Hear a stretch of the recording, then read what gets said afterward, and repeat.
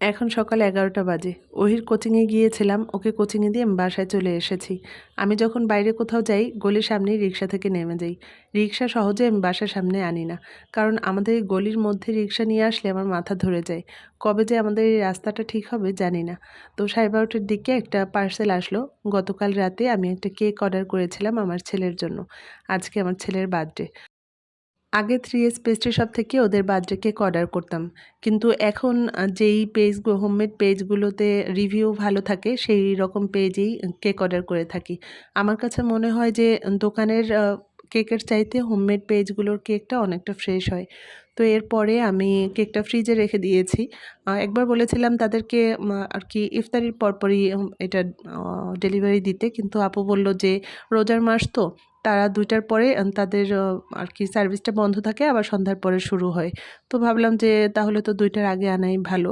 তো 12:30টার দিকে কেকটা ডেলিভারি দিয়ে গেল। তারপরে আমি কিছু পিঠা বানাচ্ছি। আমার কাছে এই পিঠাটা সবচাইতে সহজ মনে হয়। খুব তাড়াতাড়ি করে আমি এই পিঠাটা বানিয়ে ফেলি। সুজি, ময়দা, ডিম, ঘি এগুলো দিয়ে এই পিঠাটা বানাই। অল্প সময়ের মধ্যে হয়ে যায়, খেতেও ভালোই লাগে। তো এরপরে পিঠাগুলো আমি ভিজিয়ে রেখেছি শিরায়, আর এইদিকে আমি মাংস দিয়ে খিচুড়ি রান্না করব। এইখানে ভাতের চাল, তারপরে মুগ ডাল, মসুরির ডাল, বুটের ডাল, মাসকলাইয়ের ডাল ৪ রকম ডাল নিয়েছি। সব একসঙ্গে ভাতের চালের সঙ্গে দিয়ে তারপর কিছু সময় ভিজিয়ে রেখেছিলাম। তারপরে মশলাগুলো ভালোভাবে কষিয়ে নিয়ে এখন চালটা দিয়ে দিলাম। আর আপনাদের ভাইয়া, তারপরে মা, তারা আবার এই ভাতের চালের খিচুড়িটা পছন্দ করে। আমার কাছেও ভাতের চালের খিচুড়িটাই ভালো লাগে। পোলাওর চালের খিচুড়ি আপনাদের ভাইয়া অতটা পছন্দ করে না। তো এখানে আমার রান্না প্রায় শেষ হয়ে গেছে। অন্য চুলায় আমি বেরেস্তা করছি। তো এখানে আমি গরুর মাংসটা এখন মিশিয়ে দিয়েছি। গরুর মাংসটা আগে রান্না করে নিয়েছিলাম। তারপরে চালটা যখন ভালোভাবে ভাজা হয়ে গেছে তখন আমি গরুর মাংসটা দিয়ে পরিমাণ মতো পানি দিয়ে ঢেকে রেখেছি। এই পাশে বেরেস্তাটা করা হয়ে গেলে তারপরে আমি আর কি অন্যান্য ইফতারিগুলো বানিয়ে নিব। তো খিচুড়িটা হয়ে গেছে। নামানোর আগে আগে কিছু ধনিয়া পাতা দিয়ে দিলাম, বোম্বাই মরিচ দিয়েছিলাম। বোম্বাই মরিচ এরকম খিচুড়ির সঙ্গে খেতে ভালোই লাগে। বেশি কিছু করিনি আজকে। খিচুড়ি, আলুর চপ, তারপরে হচ্ছে পেঁয়াজু আর বুট, কেক এগুলোই থাকবে ইফতারিতে। বুট রান্না করা হয়ে গেছে। রান্না একটু দেরি করেই বসিয়েছি যেন ইফতারের সময় সব কিছু গরম থাকে। খিচুড়িটা নাড়াচাড়া দিয়ে এখন এটা ঢেকে রেখে দিব। ইফতারের সময় এটা গরম গরমই থাকবে। অনেক আইটেম করলে খাওয়া যায় না। তাই অল্প কিছুই করব যেন তৃপ্তি করে সবাই খেতে পারে। তো এইখানে আমি পেঁয়াজগুলো ভেজে নিচ্ছি। গরম গরম সব কিছু এখানে রেখে দিচ্ছি। আর এরপরে আমি ইফতারিটা বাড়বো। সময়ও বেশি নেই। আপনাদের ভাইয়াও চলে এসেছে। এখানে আমি রুবিনার ইফতারি বেড়ে দিয়েছি। ওকে একটা বাটিতে সব ধরনের ইফতারি দিয়ে দিলাম। আর একটা বক্সে করে খিচুড়ি দিয়ে দিয়েছি। এই পাশে পিঠা দিচ্ছি ওকে। আর পাশে একটু ইফতারি দিয়েছি আজকে।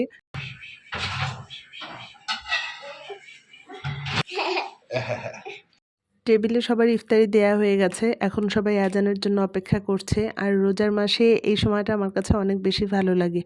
নামাজ পড়ে তারপরে সবাই খিচুড়ি খাবে। এবছর বাইরে থেকে তেমন কোনো ইফতারি কিনে খাওয়া হয়নি। আজকে আপনাদের ভাইয়া বাসায় আসার সময় জালি কাবাব নিয়ে এসেছিল। কি? তুমি উঠবা এখানে? হুম? ফ্যান?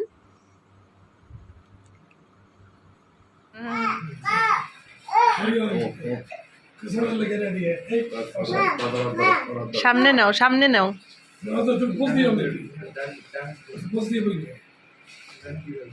ওহি সামনে যাও, পাশে যাও। Happy birthday to you. Happy birthday. দেখি হাততালি দাও।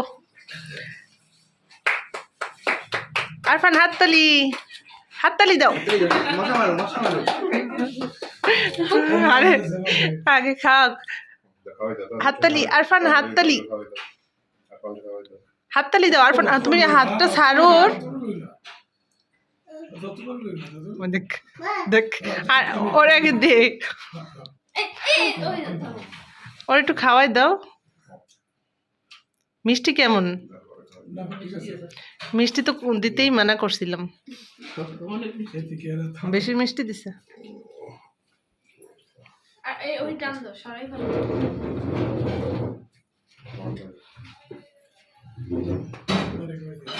আরফান দাও নেই।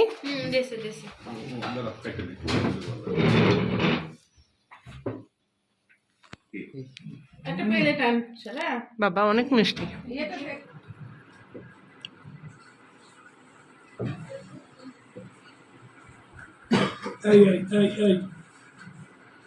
সারারে দাও, সারা নেও, যেদিন নেও।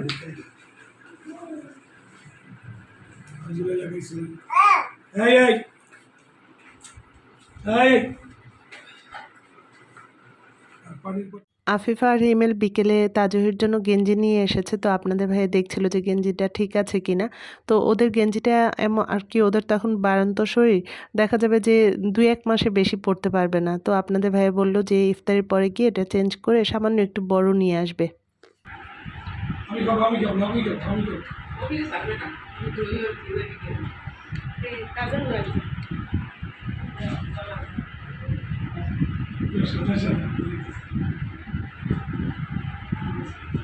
তাহলে বোতলটা নিয়ে আন আর বাটি নিয়ে আন কয়টা।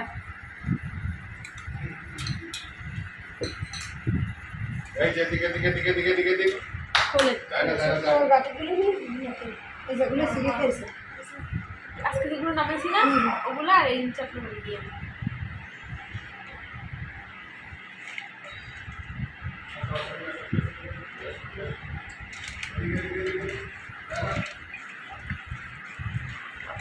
অল্প দিও মরি।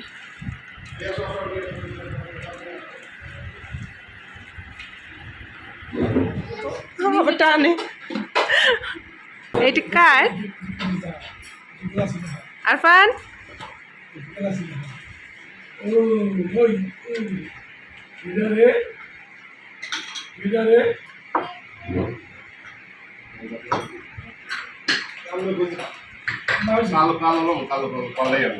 চামচ নেছে ওই চামচ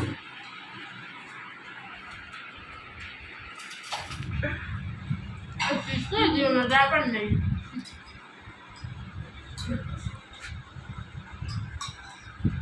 তা মুড়ি একটু নেবা? একটু নাও। মাছ মিললে খাই খা দিতে ঠিকই তো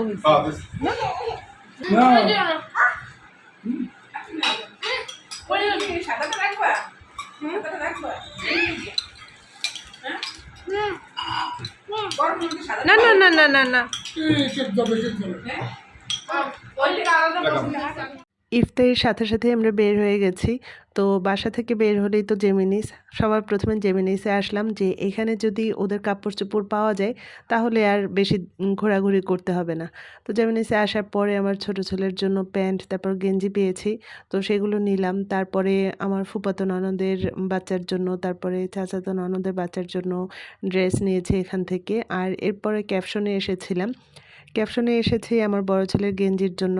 তো ওর গেঞ্জিটা, ওর এখন এমন একটা বয়স যে এই বয়সের কাপড় চোপড় মেলানো অনেক বেশি কষ্টের হয়ে যায়। ও বয়স অনুযায়ী লম্বা অনেক হয়েছে, যার কারণে ওর কাপড় চোপড় সহজে মেলাতে পারি না।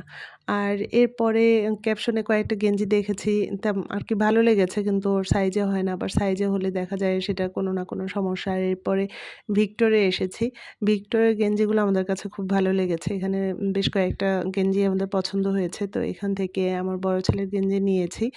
আর এরপরে হচ্ছে একটু ইজিতে যাব। তো এখানে আমার ছেলের জন্য গেঞ্জি দেখছিলাম। প্রথমে এই গেঞ্জিটা, গ্রিন কালার যে গেঞ্জিটা, এটা নিয়েছি। তারপরে কফি কালার একটা গেঞ্জি নিয়েছি। তো এরপরে আপনাদের ভাইয়ার পাঞ্জাবি কেনার পালা। তো আমি বলছিলাম যে তোমারটাও দেখো, একবারেই কেনা হয়ে যাক। তো সে তো একজন একজন করে কিনবে, একজনেরটা সম্পূর্ণ শেষ করে তারপর আবার আরেকজনেরটা কিনবে।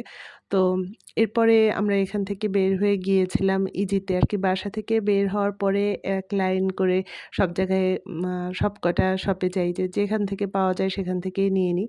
তো ইজিতে আমাদের অনেক কেনাকাটা করা হয়। ইজির দেখা যায় যে আপনাদের ভাইয়ের ঘরে পরা গেঞ্জি, আমার বাচ্চাদের গেঞ্জি, সেগুলো এখানে পাওয়া যায়। তো আফিফা যে গেঞ্জিটা নিয়েছিল সেটা চেঞ্জ করে একটু বড় সাইজের নিয়েছি। সন্ধ্যার সময় বের হয়ে অনেক ঘুরলাম, অনেক রাত হয়ে গেছে, এখন বাসায় ফেরার পালা। আজকে তাহলে এখানেই রাখছি, সবাই ভালো থাকবেন, খোদা হাফেজ।